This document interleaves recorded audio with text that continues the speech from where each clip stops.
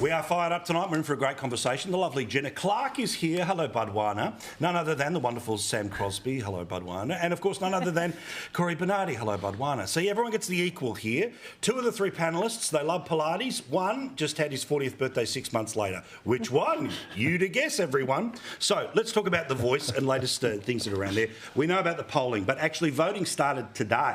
So this time next week, early voting will start. It'll be fascinating to see whether people rush to the polls in order to say, for God's sake, get this behind me, or they all want to turn up on the Saturday to get the vote counted on the day to get an answer on the day. But remote and regional communities this week, the AEC is out and trying to get into the farthest flung parts of the country. Of course, we get no results, no ballot opened until referendum night. Here's the AEC talking about just how big an operation it is on a country the size of a continent.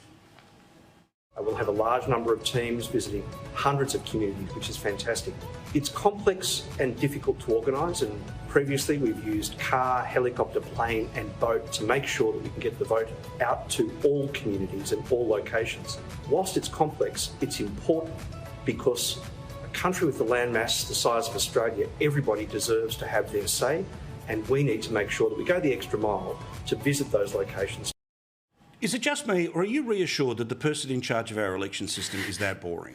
I actually quite like that. If it was a showy, flashy social media video, we'd all be a bit worried. I want them to be that, all-brand boring. He has a pocket protector, right? I don't know what a pocket protector is, but he's got one. And I'm cool with that. I really am. As for the latest polls, you know by now, of course, yes, down 7% to 36%. No, up 9%, 56%. Don't know. It's sliding. All of it's going no at the moment. That's down to 8%. Once you have a look age-wise, it's only 18 to 24s that are saying yes, and even then, it's only 50%. So there's a chance this thing, all demos, all states, but we'll see. 25 to 49-year-olds, 56% no, 61%, 69% with the don't knows falling all over the shop. Cory, I'll start with you here, where we know how this has been going. We know where this is going to go. But are you having the conversations that I was having with the good people of Moree over the weekend, which was, for God's sake, time machine, can I just go forward 3 weeks? I don't want to talk about it again. I've made a decision. No more debate. I will not be swayed by a poster, an ad, an interview, nothing. I'm done. Bring it on. Paul, I got to tell you, I've got two types of conversations. One is exactly as you describe it. There are people who say, I'm yes or I'm no, just move on with it.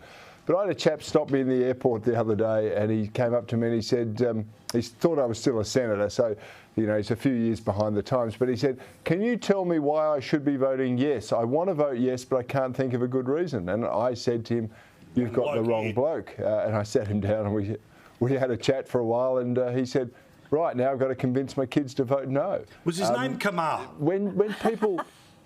Yeah, it could be Kamal, exactly right. Wasn't that the greatest piece of trolling you've ever seen by a bloke? And can I point out, he was so verbaled by that Hamish bloke on the project.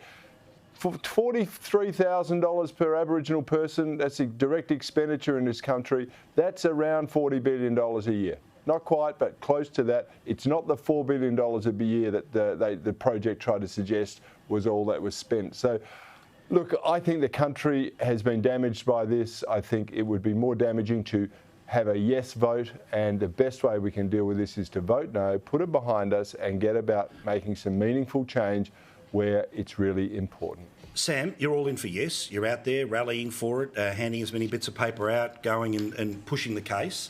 I'm not going to get into a prediction game because we'll all learn together in a couple of weeks' time. But do you get a sense that there are people that are still hungry for information, that are the gettables here, or have we started to get to that phase of the process, like when you're going to vote a government in, vote a government out, where they just go, I know what I'm doing. I don't need the piece of paper. I know what I'm doing. A great question. But before I answer that, can I just address something that Cory said? It's not. I hear what he's saying. It's not about the amount of money that's going to Aboriginal Indigenous communities. We've tried that. Over the last 50 years, we've tried shoveling money at these problems and it hasn't worked. No, Sam. Don't you verbal me. What we were talking about was Kamal said close to $40 billion was spent on the Aboriginal population in this country. He was then verbal and said, and they tried to misdirect and say it was only $4 billion to the NIAA. So they were putting forward misleading stuff. It's not about money because there's plenty of it. Twice as much money per capita is spent on Aboriginal people. It's not about money, but I tell you what, Corey, so much of it is wasted, and your mob will not allow them to investigate where it's gone. Corey, you're making my point.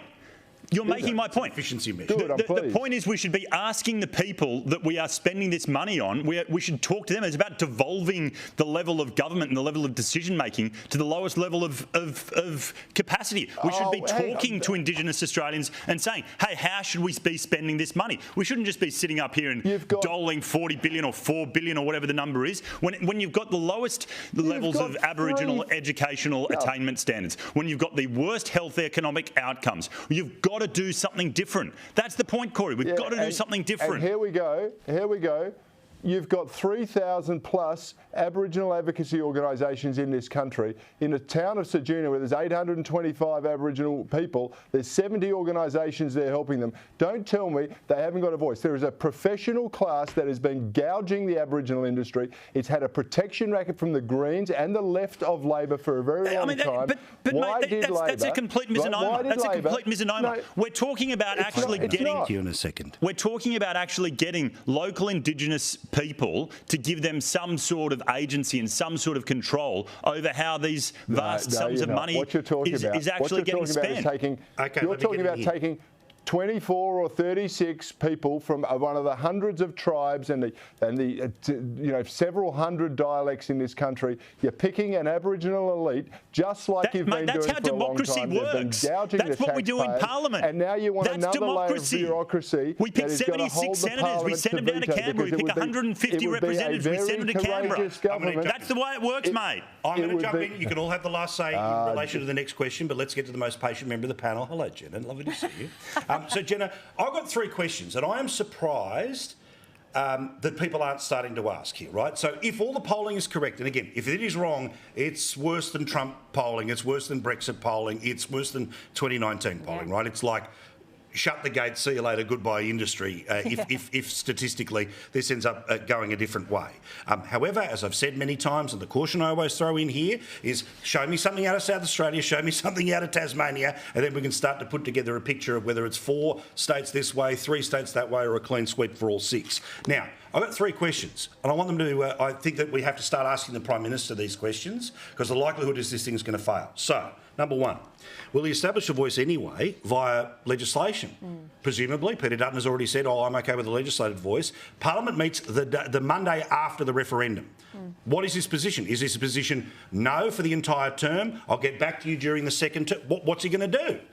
All right. Second one, will he pursue the treaty with Indigenous people? Why do I say this? Not as a red herring, not as a scare for no. It's being negotiated at state levels right now. The voice is the potential mechanism to begin the conversation towards that process. What's Albanese's position on this? Does he continue that negotiation, or if the mandate is clear, it all stops? And what about the Truth-Telling Commission? Because remember, the treaty and truth-telling stuff is really what people like Lydia Thorpe want. Now, if he turns around and says, none of this for the next couple of years, does she flip away and there's no Senate majority? It is amazing to me, Jenna, that when the trajectory seems now clear about what the outcome is, that nobody's interested in asking or getting some commitments out of the bloke who will have the opportunity to have the ball straight back in his hands, and whether it goes up the back of the bus and nobody touches it for 20 years like the Republic, or he says, bugger it, I'm betting the house on this. I reckon I won't lose the Prime Ministership. I'm going to find a way to do what I can. Yeah, Paul, they're all great questions. And I think another thing that should be asked is, even if this does get over the line on that Monday, we then have to start asking questions probably on that Monday saying, OK, you haven't told us how many people will be on this Voice Advisory Council, and really break down to brass tacks. And maybe this is something that we even have to ask the Treasurer, Jim Chalmers. How much will all of these individuals be paid? Because, of course, it's going to come out of the taxpayer funds there. So that's kind of going back to what Cory and Sam were discussing quite feverishly there. You know, there's going to become a layer of bureaucracy at some stage. I think the budget, especially now, considering the economic headwinds that are coming through, we sort of want to know how much is this all going to cost and how much is going to get to those people, those Indigenous Australians on the ground who desperately need it.